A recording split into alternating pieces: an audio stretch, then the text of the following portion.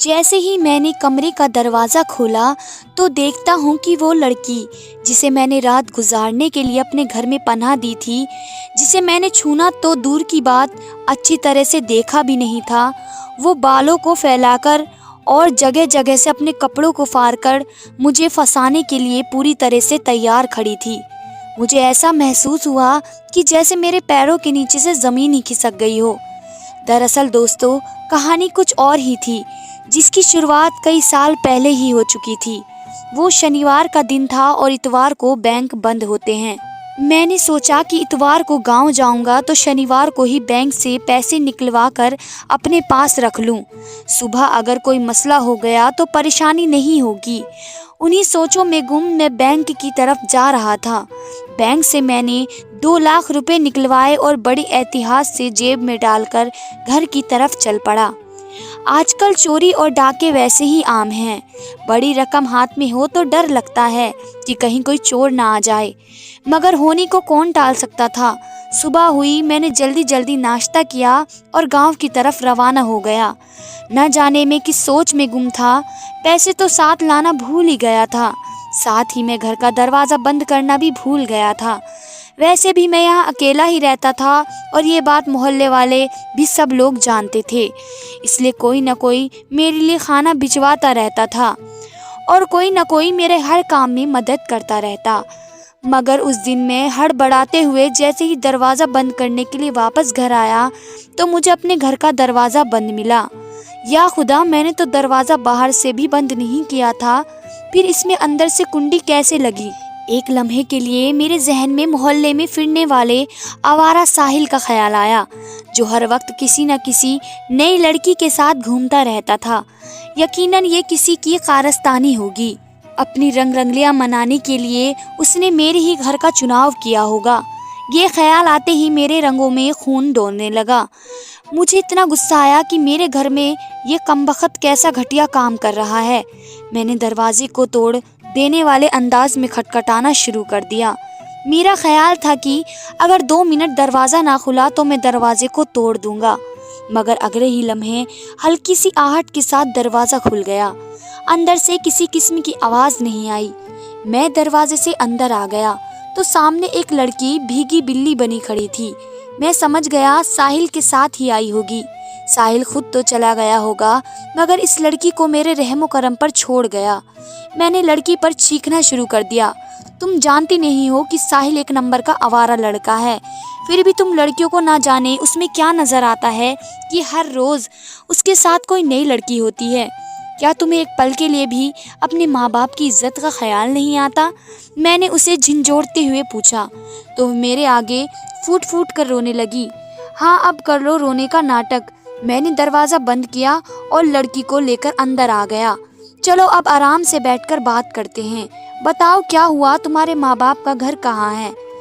کہتی ہو تو پہنچا دیتا ہوں، مگر ساحل جیسے لڑکے سے بچ کر رہنا، میں نے لڑکی کو نصیحت والے انداز میں کہا۔ بولی، میں تو ساحل کو جانتی ہی نہیں ہوں، یقین جانیے آج پہلی بار میرا یہاں سے گزرنا ہوا ہے، مگر میں آپ کو جانتی ہوں، آپ ایک شریف انسان ہیں، اس لیے آپ کے گھر میں پناہ لے لی۔ یہ کہہ کر لڑکی نے ایک دکھی مسکراہٹ کے ساتھ مجھے دیکھا تو مجھے اس سے کچھ ہمدردی ہونے لگی۔ بیچاری کو بنا وجہ ہی کتنا کچھ سنا دیا گیا، مگر یہ لڑکی میرے لیے بھی تو ٹھیک نہیں تھی۔ خیر تھوڑی دیر تو بات ہوئی، باہر بارش ہو رہی تھی۔ لڑکی نے کہا کہ بارش بند ہوگی تو وہ یہاں سے خود ہی چلی جائے گی۔ اگلے 10-20 منٹ کے بعد بارش ٹھہر گئی۔ اب میں لڑکی کی طرف سوالیہ نگاہوں سے اسے دیکھنے لگا۔ مجھے اپنے پیسوں کا بھی خیال تھا، یہ مصیبت جائے تو میں اپنے پیسے لے کر گاؤں کے لیے روانہ ہو جاؤں، اور پھر اس لڑکی کا بھی کیا بھروسہ، کیا پتہ میرے پیسے کے بارے میں یہ جانتی ہو۔ خیر آخر کار میں بول ہی پڑا، لڑکی تم نے کہا تھا کہ بارش ختم ہوگی تو تم چلی جاؤ گی، میرے خیال میں موسم کافی صاف ہو گیا ہے، اب تمہیں جانا چاہیے۔ مجبوراً لڑکی اٹھ کھڑی ہوئی، مگر میں دیکھ رہا تھا کہ اس کی چال کچھ دھیمی سی تھی۔ دروازے تک پہنچتے پہنچتے وہ آنسو بہانے لگی۔ وہ میری طرف مڑ کر بولی، کیا آپ مجھے ایک رات کے لیے یہاں پر پناہ دے سکتے ہیں؟ آپ یقین رکھیں صبح ہوتے ہی واپس چلی جاؤں گی۔ اس کا رونا دیکھ کر مجھے اس پر رحم آ گیا اور پھر میں نے اسے گھر میں رکھنے کی حامی بھر لی۔ مگر اب مسئلہ یہ تھا کہ ایک کمرے اور برآمدے کے سوا میرے گھر میں کوئی جگہ سونے کی نہیں تھی۔ لڑکی یقیناً مجبور اور مظلوم لگتی تھی، ورنہ کوئی جوان لڑکی کیسے ایک اجنبی کے ساتھ رات گزارنے پر راضی ہو سکتی ہے۔ اسی خیال کے تحت میں نے اس سے باتیں کرنا شروع کر دی اور پھر اس نے مجھے اپنی کہانی سنائی۔ اس نے بتایا کہ وہ 6 سال کی تھی جب اس کی ماں اسے اس دنیا سے چھوڑ گئی۔ اس کے باپ نے رشتہ داروں کے دباؤ میں آ کر بیوی کے مرنے کے کچھ مہینوں بعد ہی دوسری شادی کر لی۔ دوسری شادی کے بعد سوتیلی ماں نے اس کا جینا حرام کر دیا۔ جب جوان ہوئی تو سوتیلی ماں کے ملازم اور بڑھ گئے۔ اسے اپنی بیٹی کی کوئی پرواہ نہیں تھی۔ خدا نے خود اسے 3 بیٹوں سے نوازا تھا۔ بیٹوں کے کان اس نے ایسے بھرے تھے کہ وہ اس سے نفرت کرنے لگے، اور آج سوتیلی ماں نے اس پر کسی لڑکے کے ساتھ چکر چلنے کا الزام لگا کر اسے گھر سے نکال دیا۔ اس کا باپ کاروبار کے سلسلے میں شہر سے باہر گیا ہوا تھا۔ 1-2 دن میں آ جائے گا تو میں گھر واپس چلی جاؤں گی اور باپ کو ساری حقیقت بتا دوں گی۔ یہی اس لڑکی کی کہانی تھی جو اس نے ایک الگ ہی طرح سے مجھے سنائی۔ اس کہانی نے مجھے مجبور کر دیا کہ میں اسے یہاں سے کیسے نکال سکتا تھا۔ ایک ہی رات کی تو بات تھی، مگر مجھے اس کے پیسوں کی فکر بھی لگی ہوئی تھی۔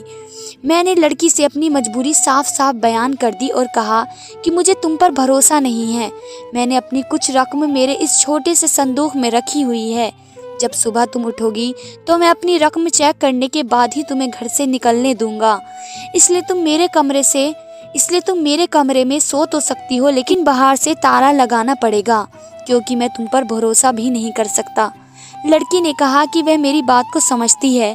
میری بات پر وہ بالکل بھی ناراض نہیں ہوئی اور خوشی خوشی مان گئی کہ میں باہر سے تالا لگا کر بے فکری سے سو سکتا ہوں۔ صبح وہ دروازہ کھٹکھٹائے گی تو میں کھول دوں گا۔ ہماری یہ بات طے ہوئی۔ میں نے اسے سمجھا دیا کہ تم اندر سے کنڈی لگا لینا تاکہ تمہیں خود تسلی رہے، لہٰذا تم بے فکر ہو کر سو جاؤ۔ ہماری اتنی ہی بات ہوئی تھی۔ تھوڑی دیر کے بعد میں نے اپنی رقم صندوق میں چیک کی اور باہر سے تالا لگا کر چارپائی پر سو گیا۔ رات بھر مجھے مچھر کاٹتے رہے۔ صبح کے 4 بجے کہیں مجھے نیند آئی، اس لیے میری آنکھ دن چڑھ کر کھلی، مگر یہ بھی میں خود نہیں جاگا تھا۔ کوئی دروازہ بجائے جا رہا تھا۔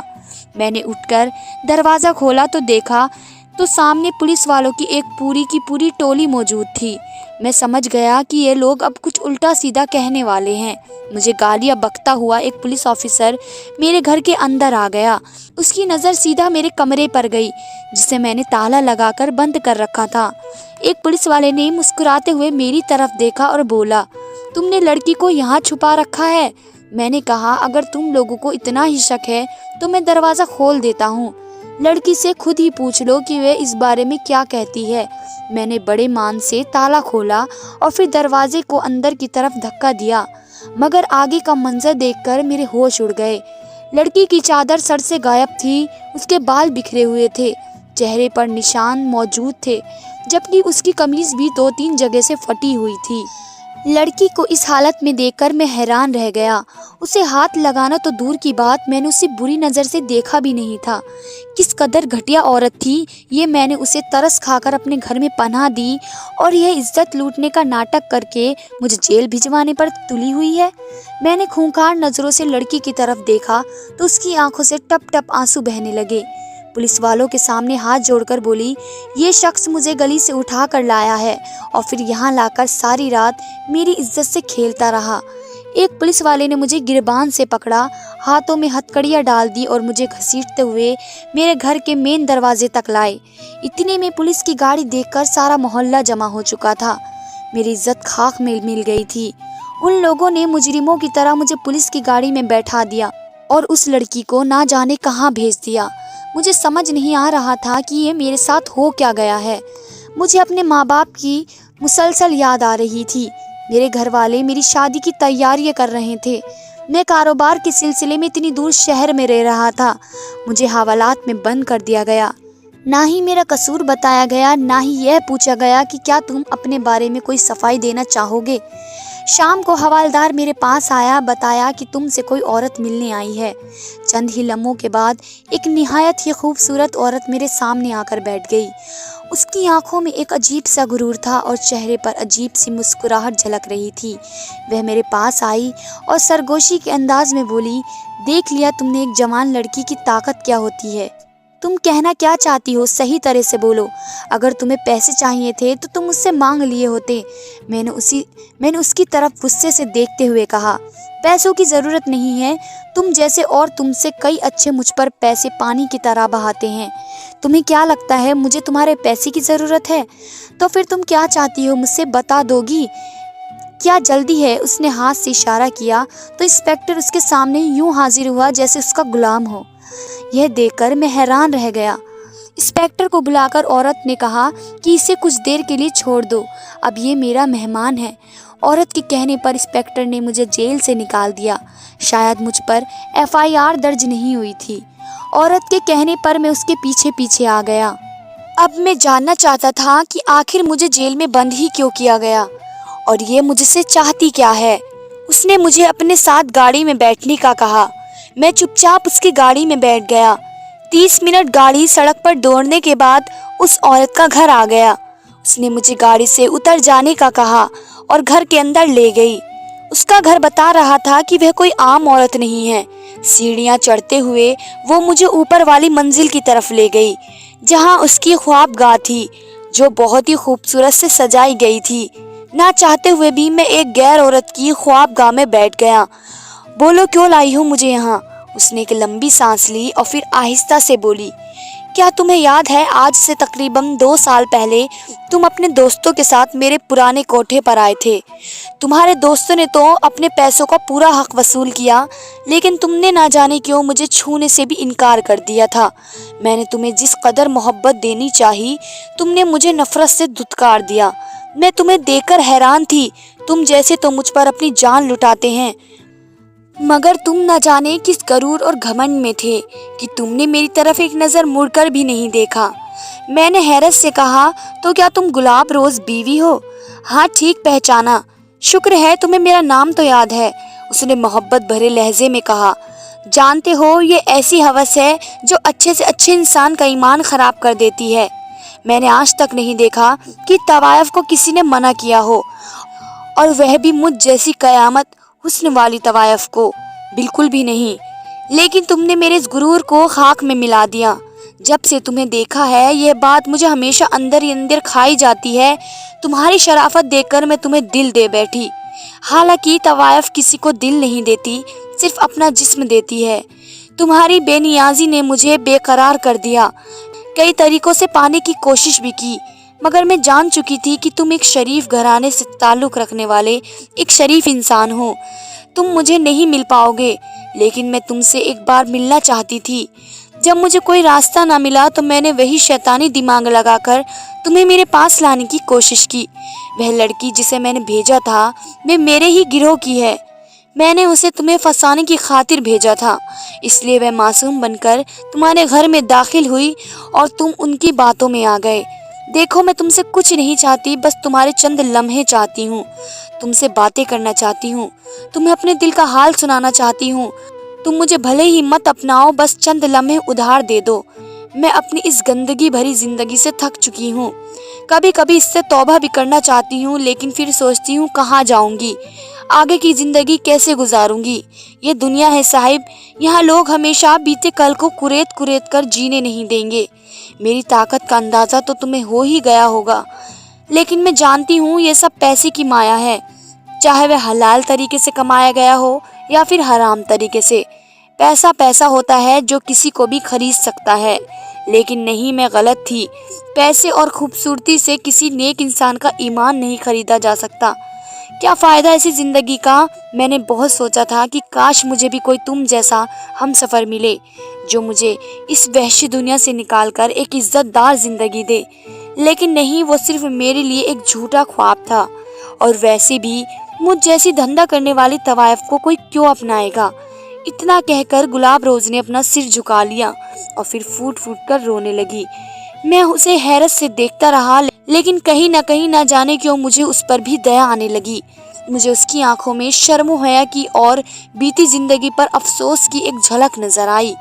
मगर शायद वह खुद को इतना ज्यादा गिरा हुआ समझ चुकी थी, उसने अपने दिल में मेरी एक तस्वीर तो बना ली और मन ही मन उसे पूजने भी लगी, मगर उससे यह उम्मीद नहीं रखी कि वह उसके साथ किसी तरह की भलाई करेगा। मैं उसे देखकर सोच में पड़ गया। मेरे लिए अब किसी के आंसुओं पर भरोसा करना मुमकिन नहीं था, क्योंकि बीती रात ने मुझे एक सबक सिखा दिया था। लेकिन फिर भी मैं अपनी फितरत के आगे मजबूर हो गया कि मजबूर और बेसहारा की हमेशा मदद करनी चाहिए, फिर चाहे वो आपका दुश्मन ही क्यों ना हो। मैंने उसकी पूरी बात का जवाब एक ही जुमले में दिया कि अगर तुम इस गंदे काम से और अपनी बीती हुई जिंदगी से पक्की और सच्ची तौबा कर लो तो खुदा की कसम मैं तुम्हें आज ही अपनाने को तैयार हूँ। मैं तुमसे शादी करने को तैयार हूँ। मुझे तुम्हारी शक्ल, तुम्हारे हुस्न और तुम्हारे जिस्म से कोई गरज नहीं है। अगर मैं तुम्हें सही रास्ते पर ला सका तो इससे बड़ी कामयाबी मेरे लिए और कुछ नहीं होगी।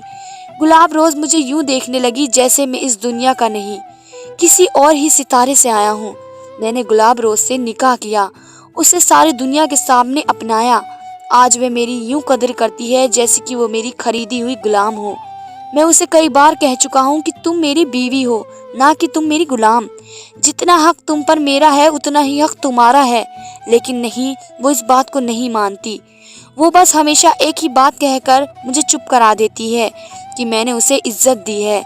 अगर तुमने मुझे अपनाया न होता तो शायद हमेशा मैं उस गंदगी में ही पड़ी रहती और शायद अपनी पूरी जवानी अय्याश लोगों के बिस्तर की जीनत बनकर ही गुजारती रहती, जो अपनी हवस को पूरा करने के लिए एक तवायस को ना जाने कैसे कैसे दर्द देते हैं और फिर फूट फूट कर रोने लगती। आज वह मेरे 2 बेटों की माँ है। अपने बेटे को भी मैंने इस हकीकत से बेखबर नहीं रखा। उन्हें हक और सच, गुनाह और तौबा की पहचान सिखा दी है। उन्हें बता दिया है कि बुरे से कभी भी नफरत न करना, बल्कि बुराई को मिटाने के लिए तुम्हें बुरे को कबूल भी करना पड़े तो कर लेना, क्योंकि अगर हम बुरे को बुरा ही कहेंगे तो बुराई कभी खत्म ही नहीं होगी। अगर आपको दोस्तों हमारी ये स्टोरी अच्छी लगी हो तो हमारे चैनल को सब्सक्राइब जरूर करें। धन्यवाद दोस्तों।